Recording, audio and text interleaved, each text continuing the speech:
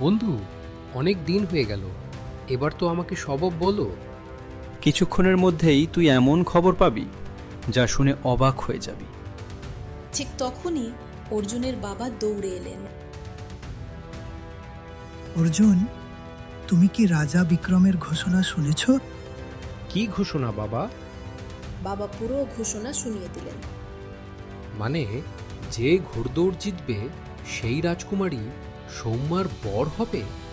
হ্যাঁ বাবা, সেই রাজকুমারীর বর হবে। বাবা সেখান থেকে চলে গেলেন। শুনেছিস তো, তুই ওই প্রতিযোগিতায় অংশ নে। কিন্তু সেখানে তো অন্য রাজ্যের রাজকুমাররা আসবে, তাদের ঘোড়া খুব শক্তিশালী।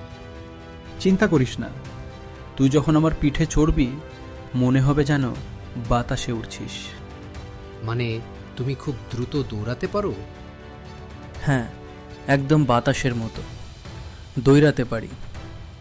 নিজেকে প্রস্তুত করো, সেই দিন খুব দূরে নয় যেদিন তুই এই রাজ্যের রাজপুত্র হবি।